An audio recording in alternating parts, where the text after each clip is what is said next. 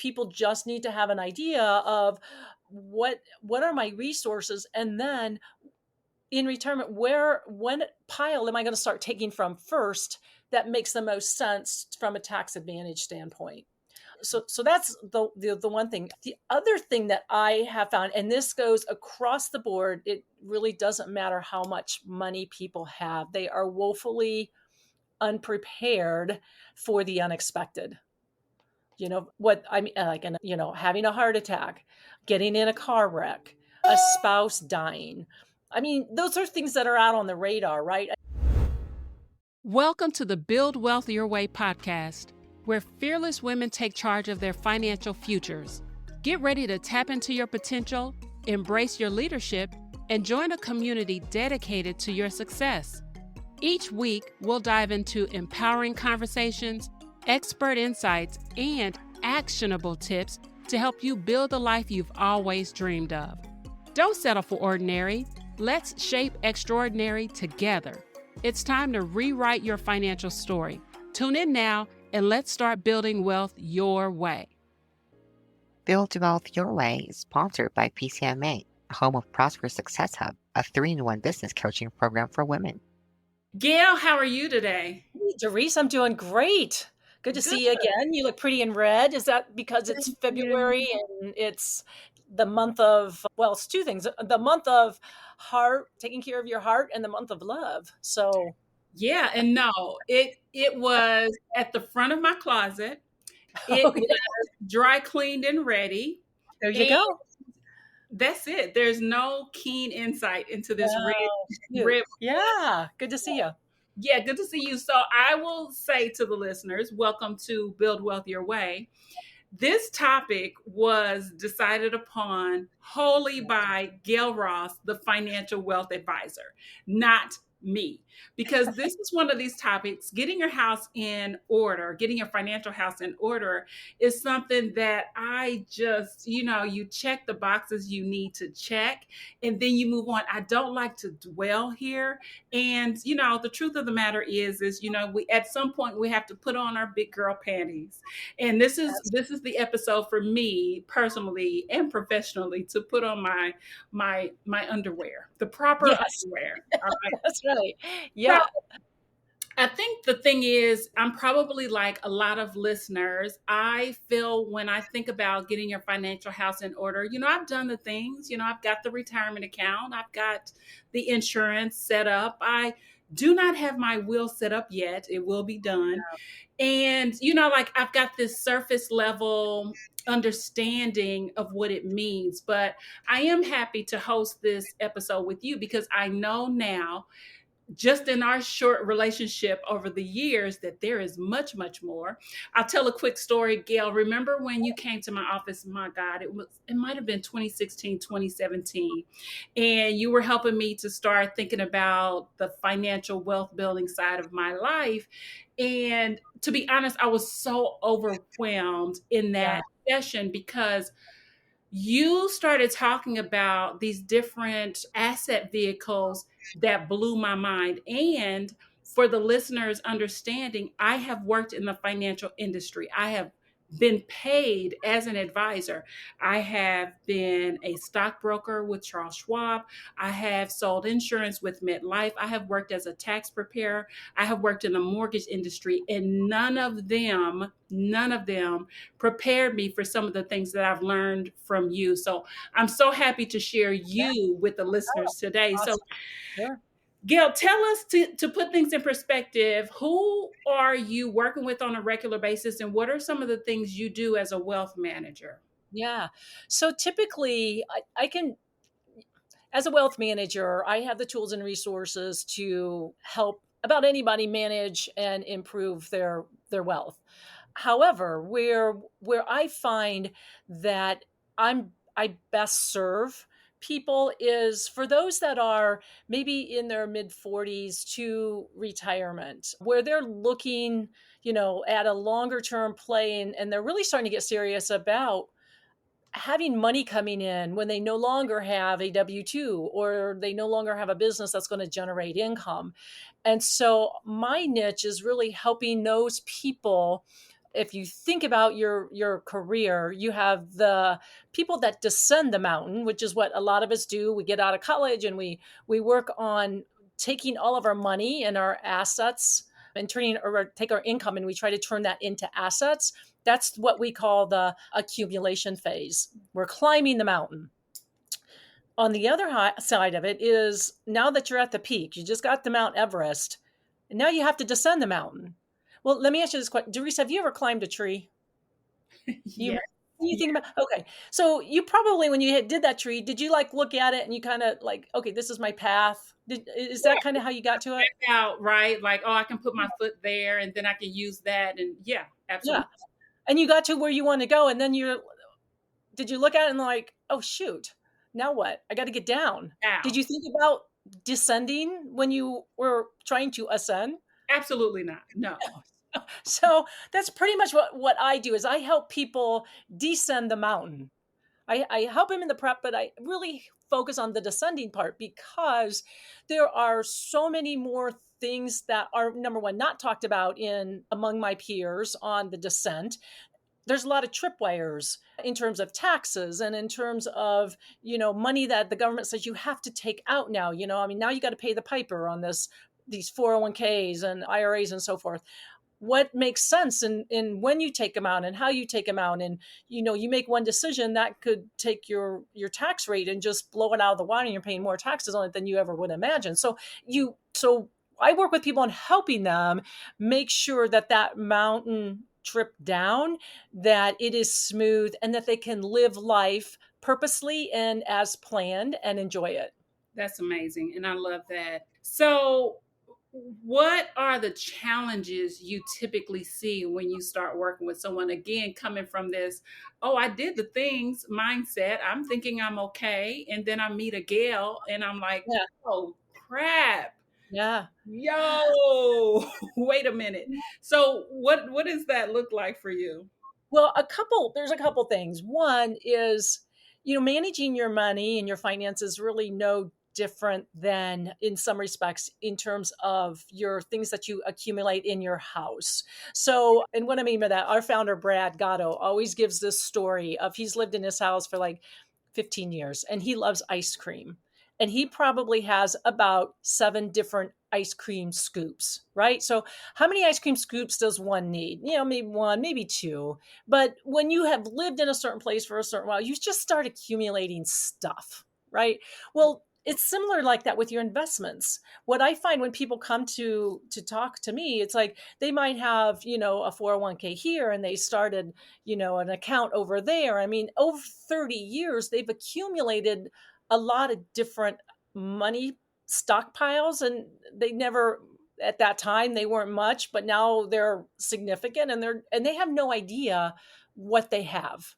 So that's the one thing is people just need to have an idea of what are my resources, and then in retirement, when pile am I going to start taking from first that makes the most sense from a tax advantage standpoint. So that's the one thing. The other thing that I have found, and this goes across the board, it really doesn't matter how much money people have. They are woefully unprepared for the unexpected. What I mean, like, having a heart attack, getting in a car wreck, a spouse dying. I mean, those are things that are out on the radar, right? I mean, you always know. I mean, we're finite human beings on this earth, and we know that, yeah, those things happen, but they never happen to us, or so we think. Yeah. And so when people come to me, they, like you said, they like you may not have a will, but the other thing is I want you to think for a moment, and for the listeners as well, if you got in a car wreck today and you had to go to the hospital, would your loved ones that they get the phone call, would they know what prescriptions you're on? Would they have that living will or that durable healthcare power of attorney? Would they want to know whether or not you want to maintain life support or not? Do they know what kind of insurance you have? Where do they find the insurance policies? Let's say, unfortunately, you pass away. Do they know your bank accounts? How do they get into your bank accounts? Did you have a will? I mean, all of those things have to be taken care of one way or another. Yeah. So Yes. if you die, all that, and it's not done, think about the burden that your loved ones have to go through on top of the grief that they're experiencing at the time. So part of my responsibility, I feel, is a huge responsibility, and I do not take it lightly, is helping someone holistically get what I call their financial house in order so that number one, they have peace of mind that things will be a smooth transition, but their loved ones do too. So I think it's interesting how you think about getting your financial house in order versus Yeah. me. And by the way, you have now given me so many more things to do next week that I did not have on my plate. However, I appreciate you, Gail. The Yeah. thing is, I'm blown away by some of the experiences I can now think back to where I have been on the side of something happened to a loved one and we were unprepared. So I want to make this really manageable. What are some things that you wish we knew, or some things that, hindsight is 2020. I'm thinking about this power of attorney piece. I'm thinking about some of the other things you mentioned. Where do I even get started with something like Yeah. this? Yeah. It can be overwhelming, Yeah. and it doesn't have to be done in a day, but it does have to be done. Okay. And I think on things that we have to do that we don't want to do, the way I typically handle that is I make an appointment in my calendar. And like, let's say it's going to be, Saturday the 17th. I'm going to plan in the morning to block side of time aside, and I'm going to start tackling these things that need to be done. So what are those things that have to be tackled? Well, I have a checklist, and so we can put that in the show notes. Yeah. That is a starting point. And I always like to take the low hanging fruit and just get it done because then you feel like you make progress. Yeah. And so there's a lot of low hanging fruit there. And I got to tell you, most of it is coming just getting organized. For instance, let's start with basic things like insurance. So we all have, if you have life insurance, you probably have had policies, right? And some of these might be 20, 30 years old. You may not even know where those policies are. My recommendation is call the company, and even if you don't know your agent, call the actual insurance carrier Right. and say, hey, I need a copy of my policy. And that way it's going to be, all of that's going to be in one place, and you'll have it there.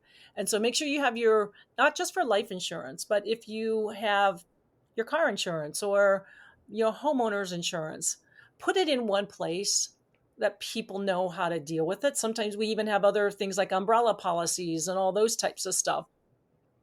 So go through and organize your insurance information. The second thing I would say is, and this is really hard, even when you're in control of it, is your passwords. I mean, do you have trouble managing your passwords? OMG. And I have trouble managing the password managers. Okay. So, Yeah. yeah. Yeah. People have given me tips, just use this and change the end, no. Mm-mm, Yeah. no.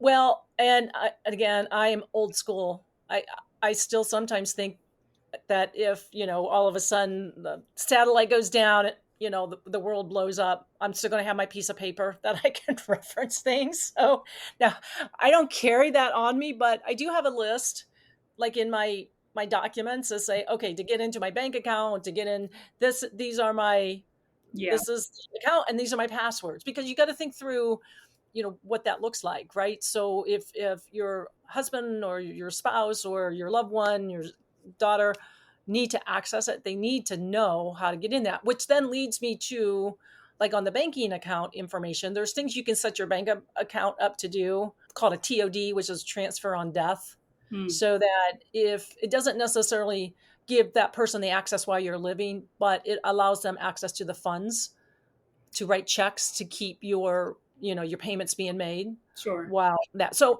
there are some things you can talk to your banker about Okay. and get all that set up. So that would be those are the low hanging fruits. So there's things we can do. We know where they are, and we can, access that. Third low hanging fruit is if you have prescriptions, and get this, for us, for a senior, someone that's 65 and older, how many prescriptions do you think that the average senior's on? Oh gosh, I have no idea. Thankfully, I'm not on any, so it hasn't been a part of my life. You're not a senior either, so Well, no, thank you for noticing that. No, I do know that both my parents take some things. yeah. I do not know what they are. Average amount of medication that a senior's on is 14. 14 different prescriptions. Yeah, crazy. Crazy. Yeah. My parents are 88 and I can attest. I mean, that is a big part of managing their day is managing their prescriptions. Right, right, right. So think about making sure that regardless of whether or not you're on 1 or you're on 15, that you have a list of prescriptions. And we had to do that with my parents because Make I get that list of prescriptions and then whoever is the healthcare power of attorney in the family has that list because that's really, really important. Because if you don't have that list and you get in an accident and you don't have the ability to talk on your loved one's behalf, which is what they call a power of attorney, mhm. because the hospital won't share that because of HIPAA regulations, then it's going to be really difficult to manage their care. Sure, sure. So if you just even like we even have some people put on a thumb drive. So Mm, if you want to put it on a thumb drive and put that on your keychain, called ICE in case of emergency, right. a lot of people do that, and it's got all of their information right there. So we talked about doing insurance, passwords, medications. Those are the top three things that if you have access to those and your loved one has access to those is really going to go a long way, and it doesn't take long or much effort to do that. So, Gail, you've mentioned these low-hanging fruit items, and quite honestly, you've made me think about all of the different professionals that we have on our team managing these things. So, like, good God, how many people are involved in, Yeah. in this process, this reckoning with your financial house? Yeah. So, it's really important to have a team, but more importantly is that you have a team that talk to each other, that Yeah. are able to share that information and that you have given them permission to share that information. So for instance, Yeah, you got to go deeper on that because that's yeah, so that's crazy. yeah, just today I had a conversation with a client and I said, "Look, I need access to your tax returns because I got to make some investment decisions, but I need to know what your taxes are in order to figure out what makes sense." Sure. Holistically, I said, "I can write an email. Will you forward that onto your CPA and introduce me to them and give them permission for them to upload their documents through a secure site?" So that's important. So I would say if you have like your CPA, Yeah. your wealth manager, your financial advisor, Mhm. and many times that financial advisor does your insurance, especially like your life insurance. If not, then you need your life insurance agent needs to be there, and then your health information. Now, if you're a senior, many times you might be on Medicare, but then there's also Advantage plans and all of those things. So sometimes you might have a health advisor as well that's helping you manage the whole Medicare, Medicaid thing. Yeah, I once had a client. It's funny you said that because I didn't think about her until just now. She was a pharmacist by trade and had started a consulting business. And gosh, now I'm not even going to think of the name of that. There's a whole industry Yeah, where she helped families manage the different prescriptions and kind of keep up with what was going on medically so that they would have a third party to yeah, kind of monitor the monitors in terms of what the doctors were prescribing. So she's somebody I would think in some yes, cases yeah. should be on the team. And you know who else I thought about is my attorney. Oh, absolutely, Talk to absolutely. the Estate planning power of, attorney. yeah, yeah, and the power of attorney documents, the Yes, healthcare proxies, that too. yes.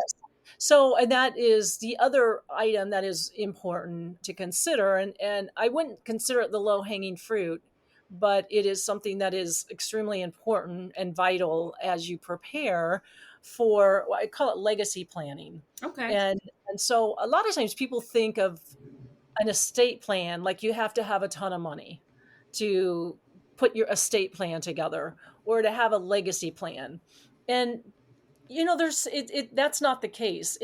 All that it is, it's like, what do I want my family to have or to know that's going to carry forward if I'm not here? Hmm. Maybe like with my parents, what we did as part of their legacy plan, we did a booklet, and it was some really cool things that they have experienced throughout their life, that how they met and where they went to school, and it's just some things with that really showcase their life that can be passed on to grandchildren and great grandchildren. Okay. Things like that. That's part of a legacy plan. That's not anything dealing with finances, but it's carrying on life after you're no longer there.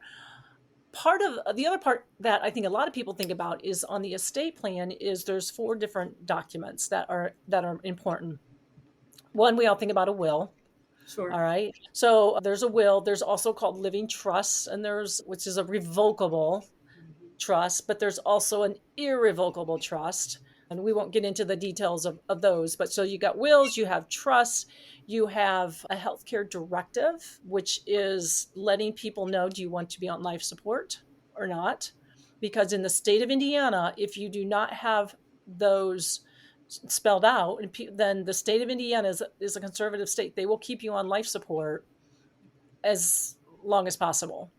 Okay, so that, and then the other is your power of attorneys. And there's 2 kinds. There's the healthcare power of attorney, which gives somebody other than you permission to speak on your behalf for your healthcare needs. Like, let's say you're in an accident, and then it's like, okay, what kind of surgery do we need to do? Okay, this surgery, or the medications, or things along that line. Those daily decisions that need to be made in the healthcare facility, someone needs to be able to make those for you if you can't.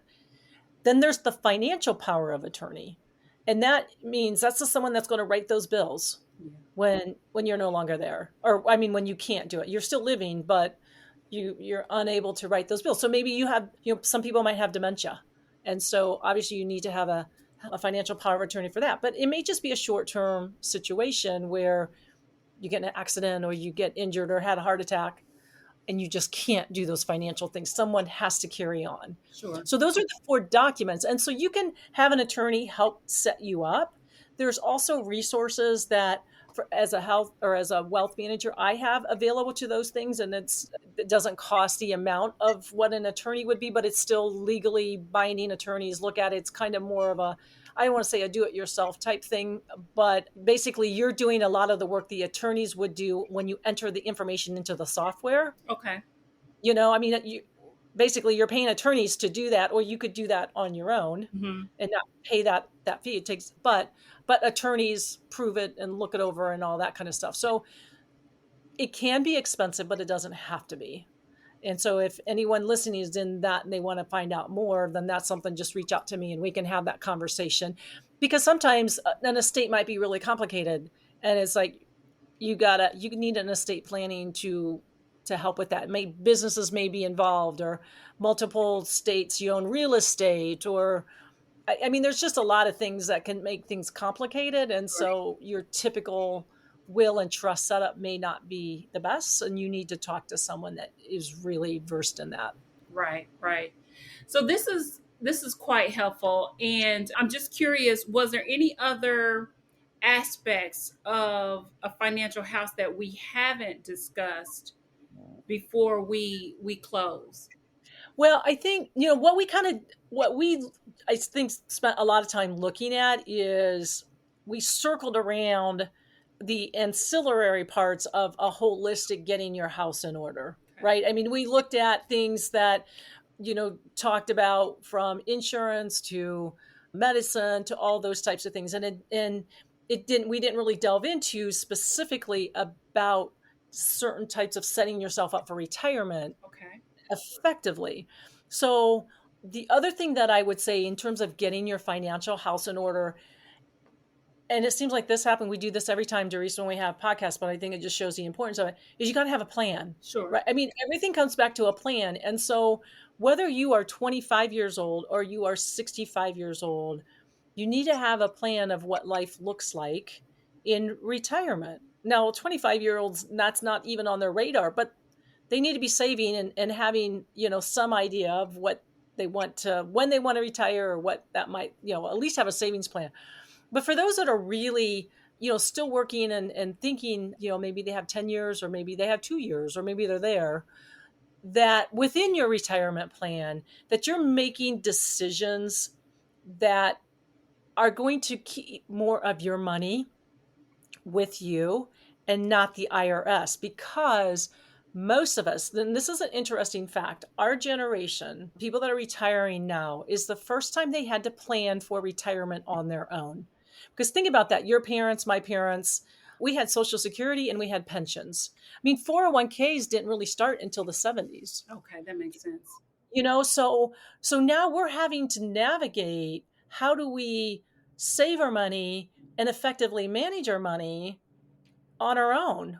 I mean, we still have, a lot of us will have Social Security coming, and we'll still have a pension. But when you're dealing with, the bulk of people's money is going to be in their 401ks and IRAs. Mm-hmm. And you look at that and you might say, I got $1 million in my 401k. And I'm like, well, that's what the balance shows. But you also are partners with somebody else.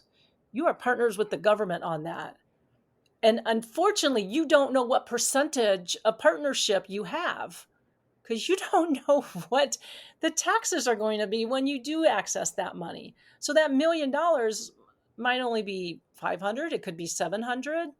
We don't know. And so what do we need to do? We need to plan effectively from a tax strategy so that you pay the IRS their fair share, but you don't tip them, right? Yeah, and that brings up the luncheon that you hosted for us. Yeah. And my gosh, there was a particular, I guess it was one of the main points that the presenter made, and you kind of spoke to it, but is there a code that's expiring soon that is going to kind of leave us in the dark Yeah. a bit? What was that exactly? Sure. So I don't know if you remember, back in 2017, we have the Tax Cut Jobs Act bill was passed, and that reduced the tax levels. So if you think about the various tax levels, you have there's a certain amount of money you can make before you get taxed. And then you have like a 10%, a 12%, a 15, and so forth.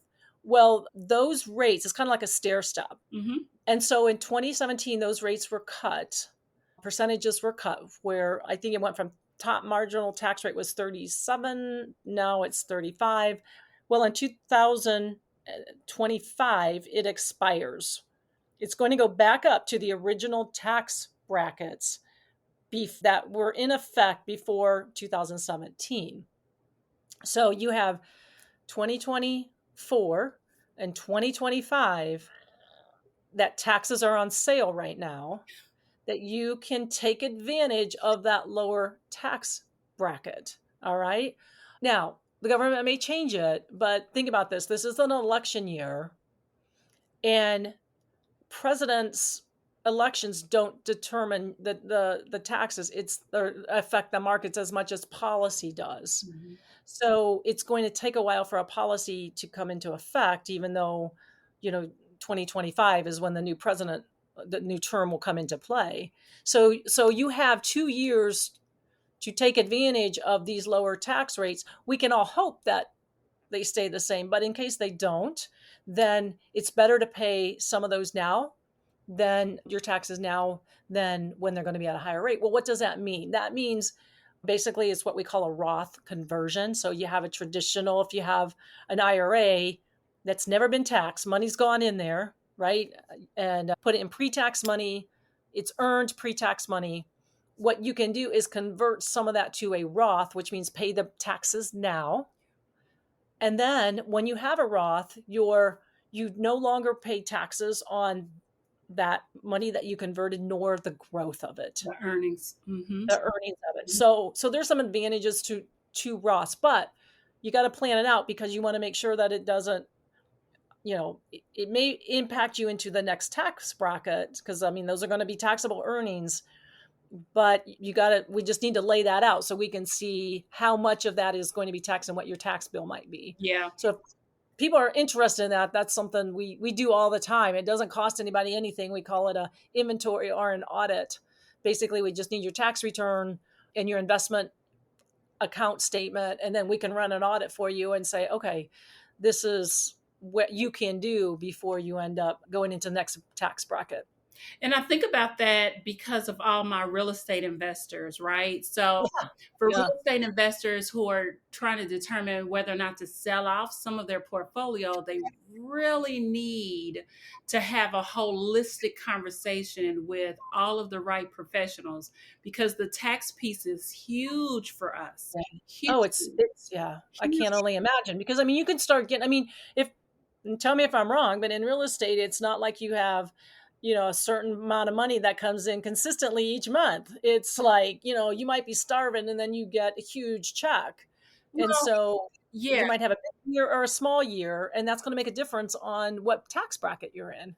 Yeah, depending on the vehicle and depending on the strategy that you're using as an investor, the group that I thought about immediately was the buy and hold investor, sure. Okay. But Yeah. then, those that are out there flipping, right? And Yeah. having to pay taxes on the earnings and the surplus, hopefully, that you got during that flip. And then there are so many other strategies within real estate to where I think that we can become very singular minded when we're thinking about what we want to do, instead of stepping back and thinking, okay, there is Yeah. a timing piece to this and what I do next. Not to mention the fact that depending on where assets are sitting in what categories, and whether they are, single family residential versus commercial, and there's a lot to it. So I'm Sure. glad that we're having this conversation, because it really should lead you to think about your entire world of investments and And that your it's so entire true. world of finances. Yeah. 'Cause Well, I had someone tell me, it was someone in our industry said, the best investment one can make is not what stocks they pick. It's not, whether they own bonds or equities, but it's to know the tax code. Mm, Because, like I said, one little trip can cost you thousands, if not hundreds of thousands of dollars. And so we're never advocating that you do things that, are shady or illegal. I mean, it's like you do things, you take advantage of of the code the way it's written. yeah. And something Yeah. else that came out of that luncheon that I just wish, I mean, we just need to get t-shirts made, is we have to be mindful of the professionals that we have around us and what their jobs are, Yeah. because your CPA, and I loved that this came from your luncheon, your wealth luncheon. Your CPA is literally charged with helping with the decisions you've made already. And so this luncheon was at the end of December, I believe. Yeah. December 19th. Yeah. Yeah. And so the thought was, at this point, there's nothing you can do. It is December. The damage is Yes. done, right? Yeah. And Right. not to mention that, but when you go to, get your taxes done, your CPA is focused on that part, not Yes. necessarily what's going to happen next. That was one thing that stood out to me. The other thing that stood out to me was the fact that you said it earlier, a lot of us have money piles. Yeah. And we have them in different places with different entities. We have them for us in the real estate world, we might have portfolios here. We have them in other states. All of this needs to be considered. All of it. Yeah. Absolutely. And taking that one step further, imagine that you pass away. Are your loved ones going to know that? I mean, how would they know that? So from a real estate investment side of things, it's important to list out all of your assets and your inventory and all of your properties Yes. and all that, because again, that could be a surprise that they have no idea and something needs to be done with that. So Absolutely. yeah, Yeah, good point. I had a real estate investor in my office sometime this fall. He was in his 70s. He had a mom who was in her 90s. And thankfully, he was thinking ahead to what things were going to look like for her. And she was an investor and Oh wow. had a portfolio that spanned over different states. Yeah. And they were trying to manage, what decisions they needed to think about, how to evaluate the portfolios. I mean, there was just so many different decisions. And I'm positive in that conversation, he wasn't thinking holistically about all of the other things. His focus was on real estate investing. Yeah. And That's so we can get very siloed in how we approach our finances. Yeah, I mean, it's easy because that's what we do and that's what we think about. But I just, and again, no one likes to think about this because of the more being morbid and everything. But it's just the easiest way to look at that is what happens if you die? Who's going to know this information holistically, right? Yeah. Not just from what you do day in and day out, but and this is the other big thing I want to make sure this comes across really loud and clear. Whatever policies, insurance policies you have, 401ks, IRAs, check your beneficiaries, especially if you are recently divorced or have been divorced for a while. I cannot tell you how many times an ex was still listed on the beneficiary of that information that somebody forgot about. Mm. So, yeah, make sure that you are able to always keep on top of that because those things are kind of what they call contracts. They're not going to go through the probates because they've already been assigned. Like an insurance policy is a contract. And so your 401ks already have a beneficiary listed. So make sure that you know who is on those forms. Yeah. Man, this has been a lot. What did we miss that you need to make sure we know before we end Yeah. this episode? Well, the only thing I would just say, it is a lot. And my advice and recommendation is don't get overwhelmed with it.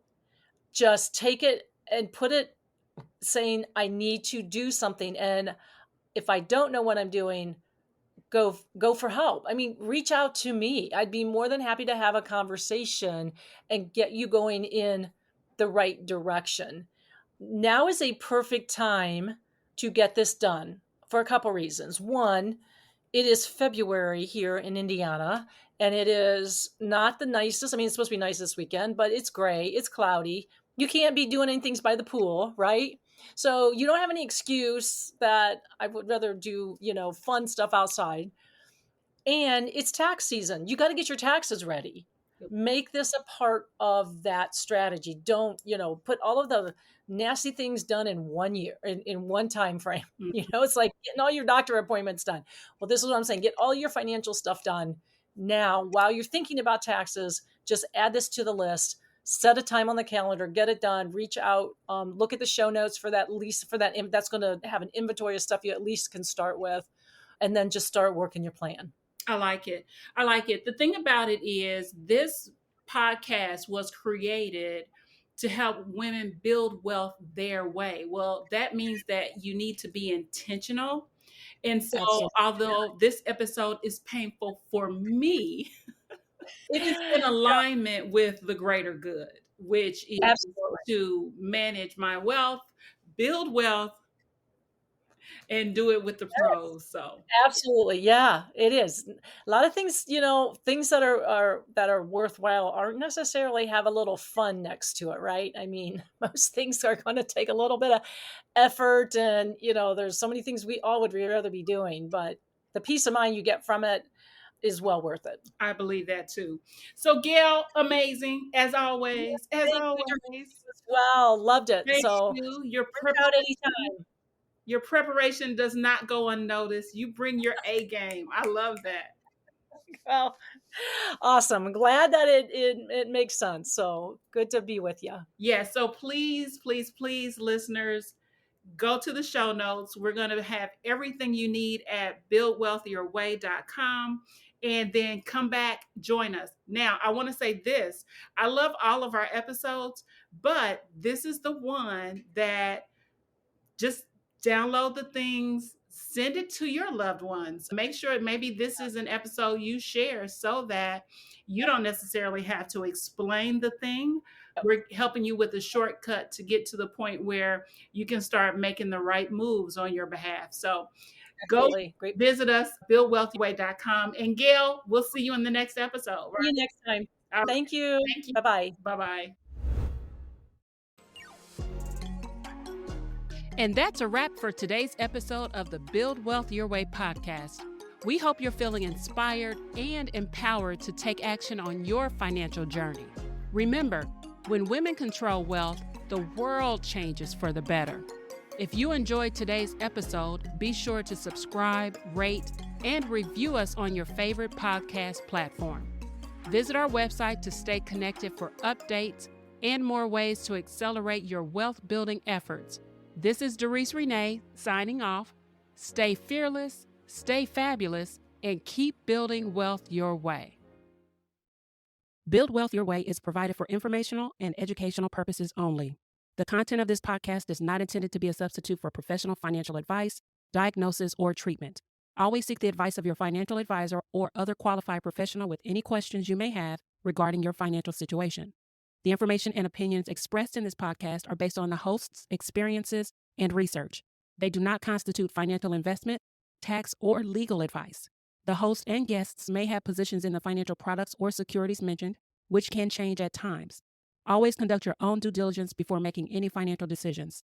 No content in this podcast should be considered as a recommendation to buy or sell any particular investment, product, or service. Any investment decisions you make should be based on your own individual circumstances, your risk tolerance, and financial objectives.